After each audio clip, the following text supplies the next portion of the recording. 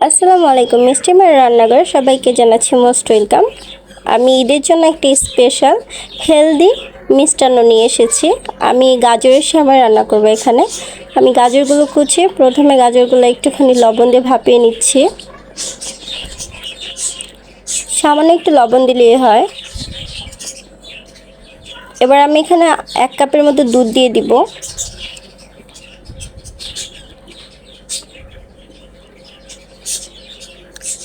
দুধটা দিয়ে একটু সিদ্ধ করে নিচ্ছি আমি গাজরটা।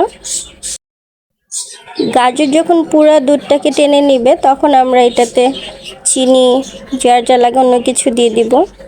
এই গাজরের সেমাইটা খেতে কিন্তু খুবই মজা, এটা বানানোও খুব সহজ, খেতেও খুবই মজা। ঈদের জন্য হতে পারে এটা একটা স্পেশাল ডেজার্ট, আপনারা ঈদে অবশ্যই ট্রাই করতে পারেন।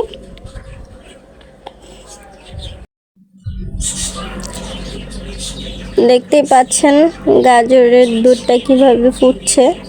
আমি কিন্তু এখানে এক্সট্রা আর কোনো পানি দিইনি, জাস্ট এখানে 1 কাপের মতো দুধ দিয়েছি।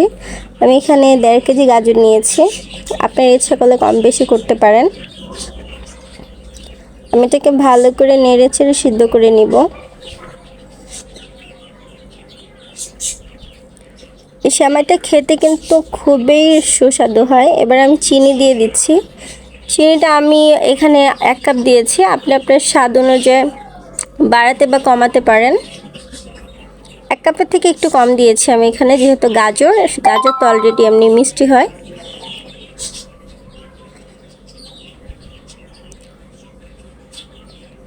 এবার আমি ভালো করে চিনি দেওয়ার পরে যে পানিটা উঠেছে ভালো করে একটু শুকিয়ে নিব।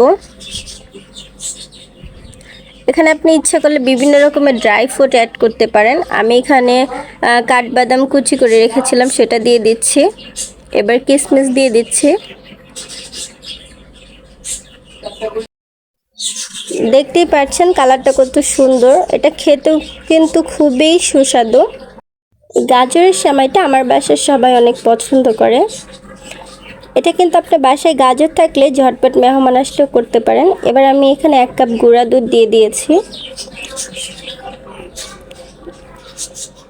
গুঁড়া দুধটা দিলে দেখবেন কেমন একটা ছানার মতো একটা ফ্লেভার আসে, দেখতে যেমন সুন্দর লাগে খেতেও কিন্তু খুবই মজা লাগে। আপনি এখানে গুঁড়া দুধ না দিতে চাইলে কনডেন্স মিল্কও দিতে পারেন, তবে কনডেন্স মিল্ক দিলে এক্সট্রা চিনিটা দিবেন না, তাহলে এমন মিষ্টি হবে যেটা মুখে দেওয়ার মতো হবে না, তখন কিন্তু আমাকে দোষ দিয়ে কোনো লাভ নেই। আমার সেমাইটা প্রায় হয়েই গিয়েছে।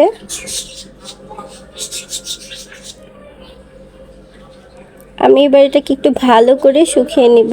মজাদার সুস্বাদু ঈদ স্পেশাল গাজরের সেমাই রেডি। আপনাদের সবাইকে ঈদের দাওয়াত রইল আমার বাসায়। যারা কষ্ট করে ভিডিওটা দেখছেন একটু কষ্ট করে ফলো করে দিবেন। আপনাদের সবাইকে থ্যাংক ইউ।